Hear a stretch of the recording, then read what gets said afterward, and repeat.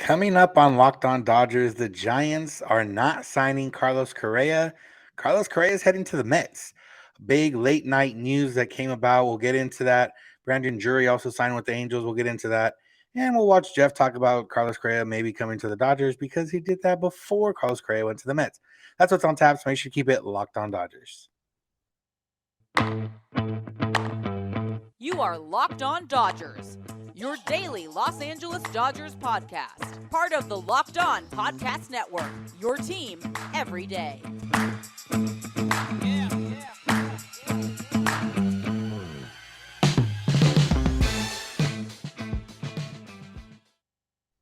Yo, Dodger fans. Welcome to Locked On Dodgers.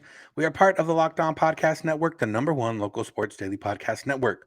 Locked On, your team every day. This is the daily podcast covering the Los Angeles Dodgers, bringing you the smart fans' perspective on our boys in blue.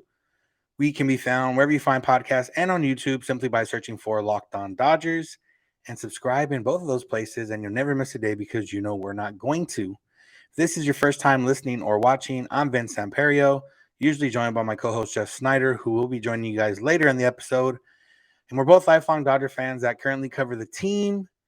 And one of the ways we cover the team is this here podcast that we bring to you every Monday through Friday for about 30 minutes, giving you our thoughts and analysis on the Dodgers and everything that surrounds the Dodgers and a little bit of MLB talk. So that's what we're about. And today we're about the Dodgers, not so much directly, but indirectly. As so, we were doing a split episode. Jeff had recorded his half of the episode earlier in the night on Tuesday night. And he talked about the fact that Carlos Correa's press conference with the Giants was canceled. We thought postponed, but now it's been canceled because there was an issue with his physical. And Jeff talked about you'll watch his in the last segment. Jeff talked about maybe that opens the door for the Dodgers. Realistically, it probably just means the Giants wait another day or whatever the case was, and we go from there. But at around 11:30, 11:40 p.m.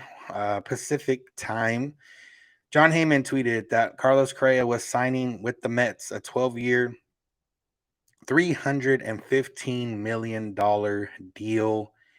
He's not going to the Giants. I'm not going to sit here and make fun and laugh at the Giants because, they've already done that to themselves so far this offseason. But yeah, a big change, a big shift, a big deal in the sense that, a few things.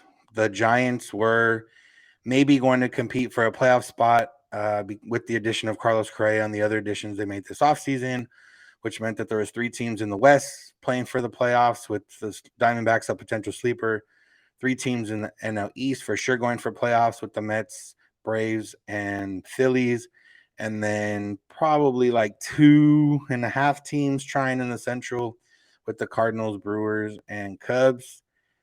But now that all shifts. The Giants, unless they make a huge trade, there's not any impact free agents out there that are going to really change their fortunes.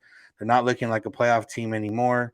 So, if the Dodgers do take a step back, that opens the door for them to at least still be realistically, a playoff contender because they are for sure one of the top 7 teams or top 6 teams in baseball.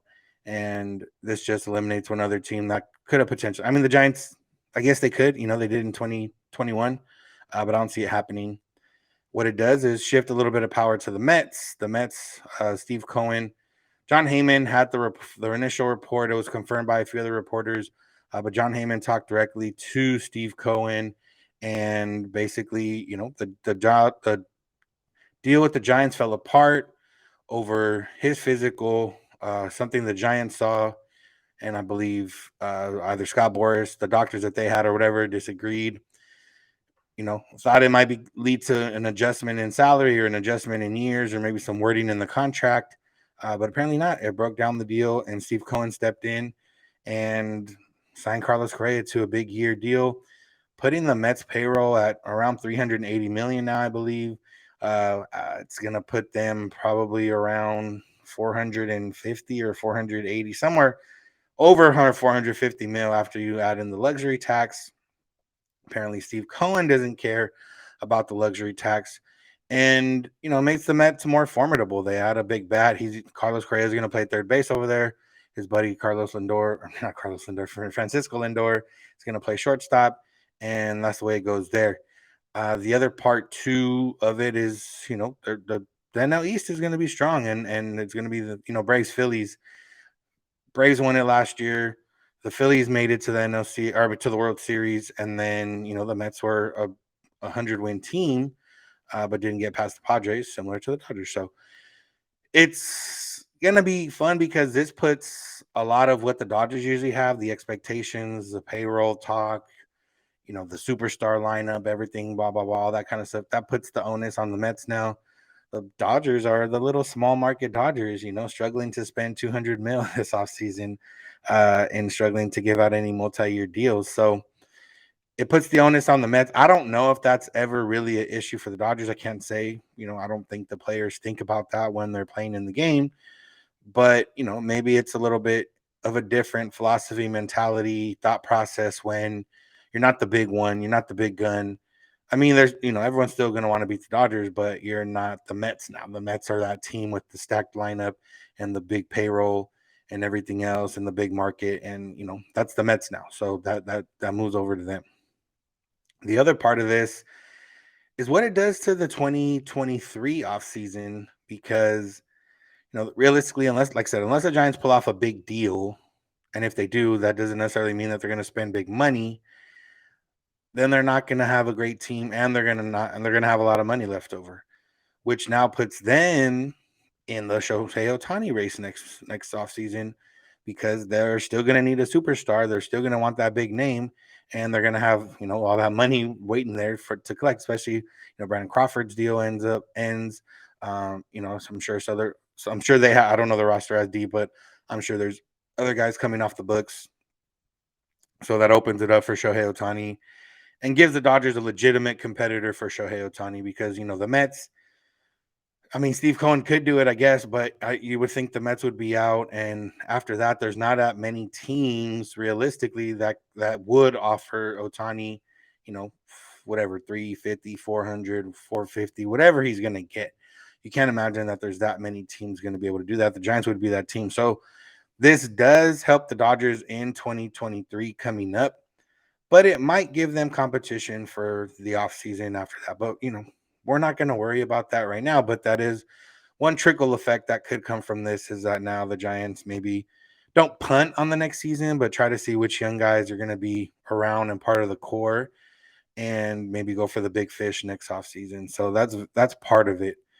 But all in all, I mean, it's just it's wild. This offseason's already been wild with a lot of guys changing teams and a lot of big money and long contracts and everything else. And then you have Carlos Correa seemingly going to the Giants and reigniting the rivalry with the Dodgers that we talked about and blah, blah, blah, and all that other stuff. And now that's not going to happen. Now the Dodgers will still play him. Carlos Correa will still come to Dodger Stadium every year, but it's going to be in a different jersey. And he's still going to get the same boos. Maybe not as intense boos because the Giants already get booed, plus Carlos Correa on top of it.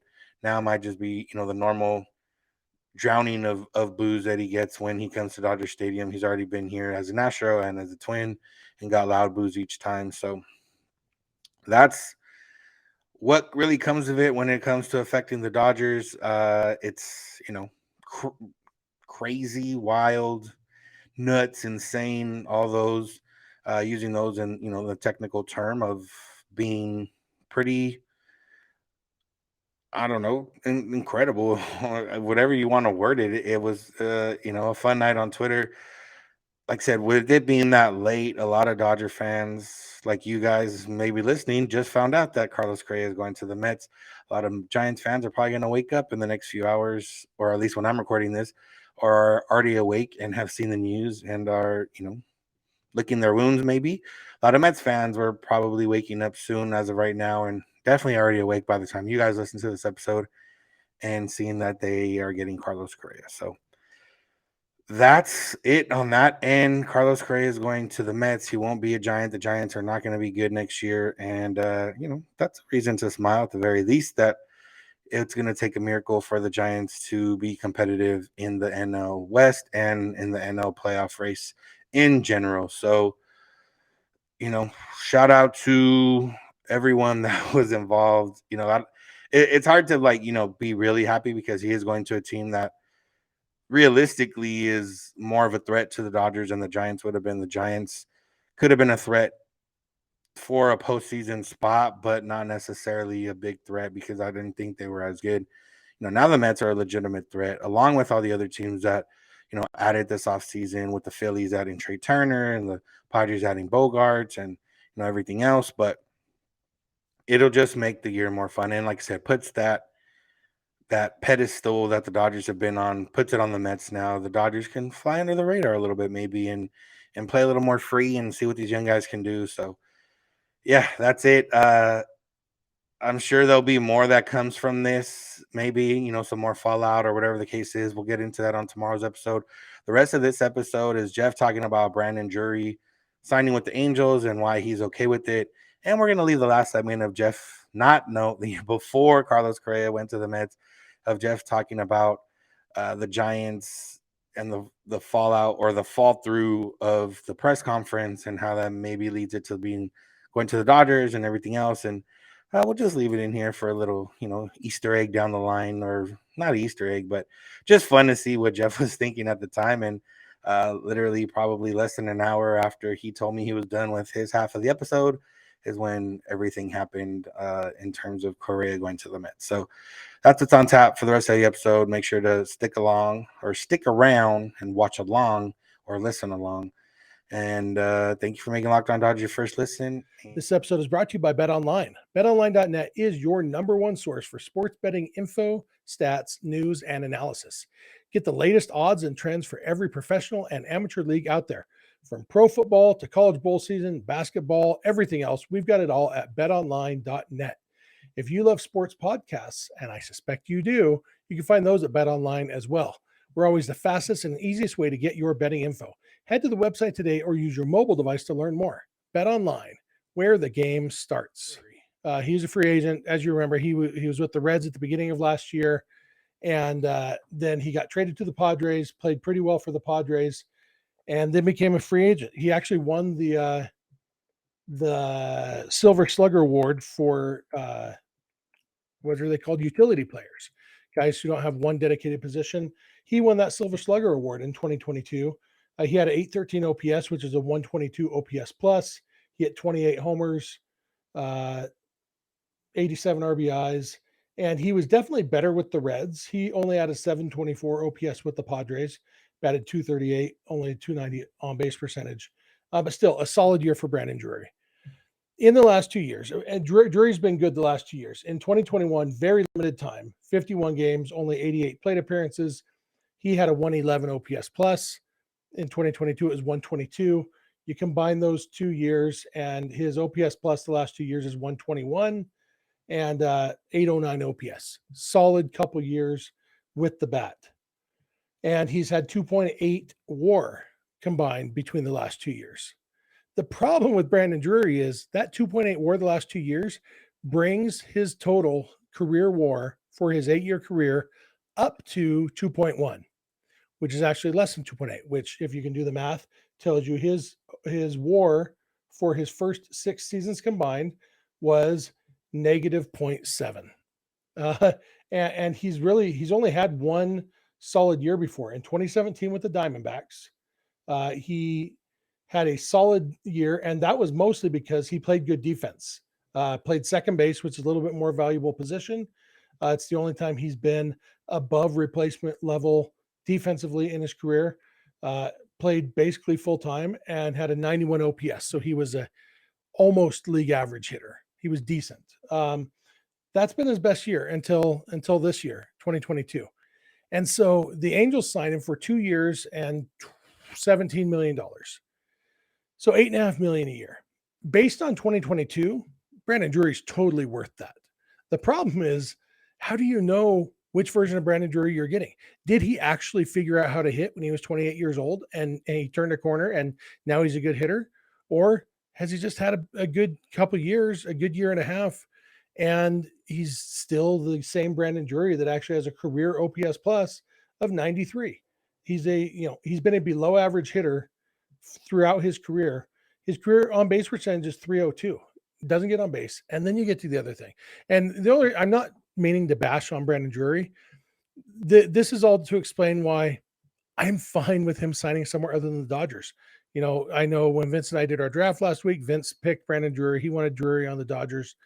And I just never really did. And because the other thing about him is he doesn't play good defense either. He plays a lot of different positions, so he's versatile, but that versatility is basically in the form of, okay, there's a lot of different positions we can try to hide him at defensively.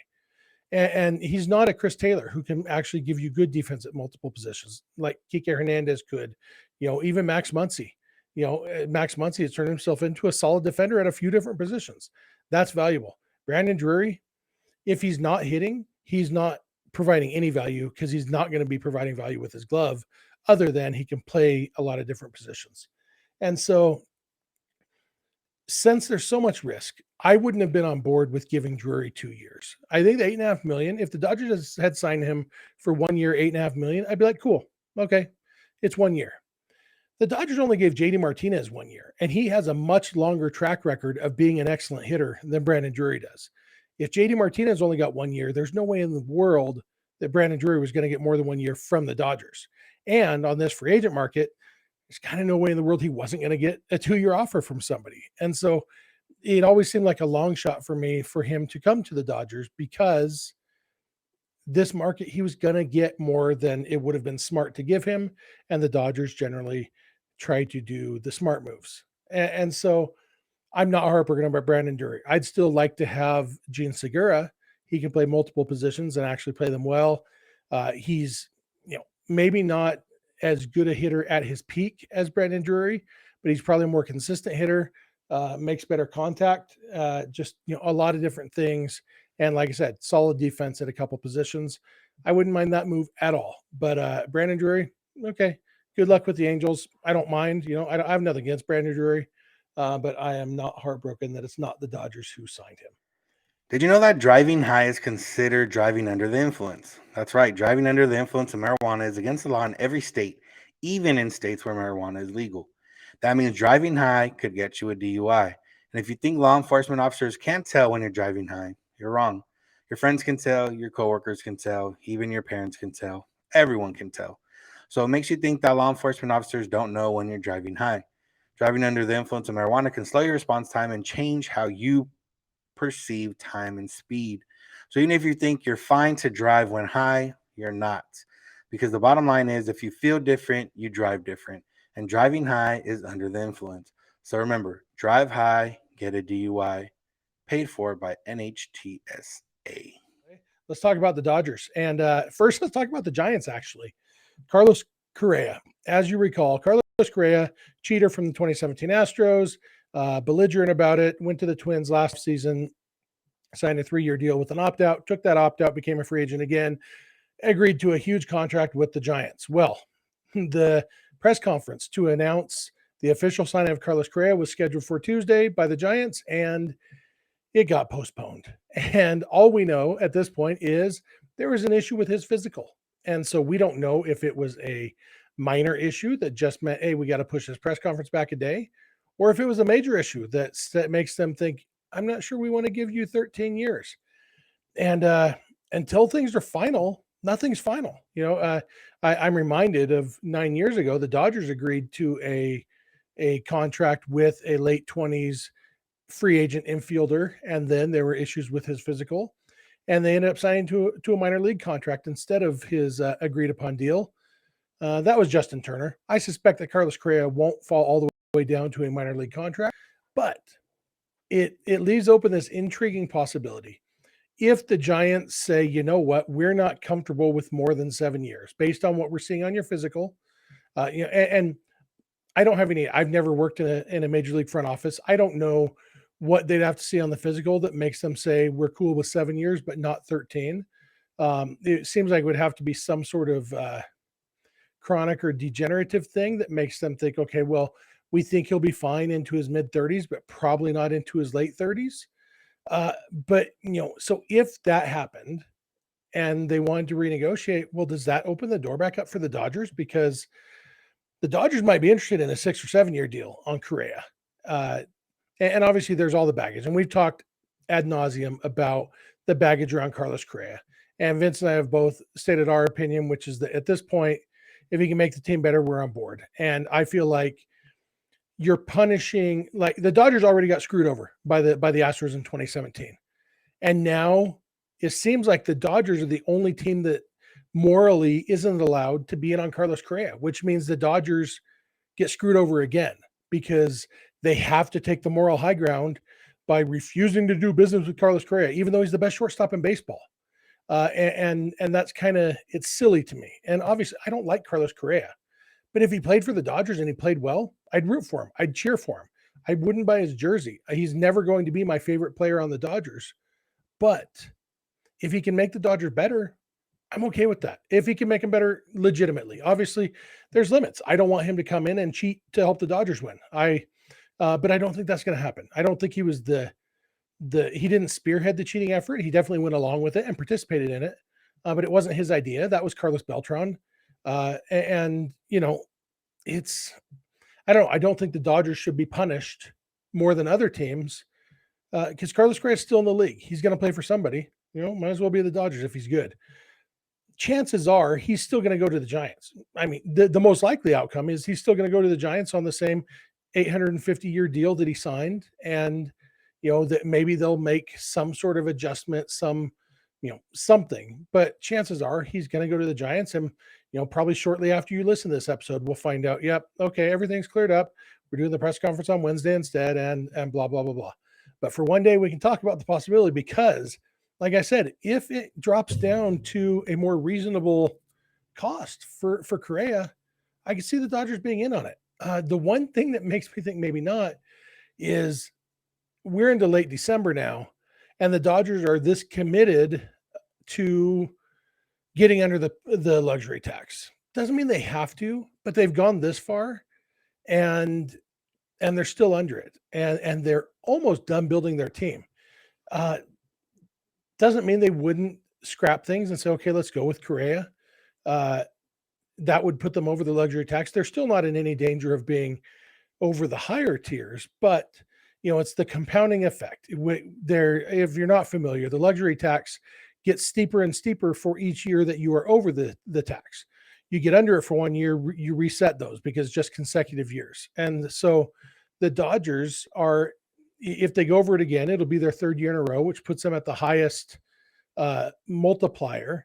And so instead of a 20% tax, it's a 50% tax. That tax is only on the overage, over the amount you're over the tax. But the other issue that is like the Dodgers had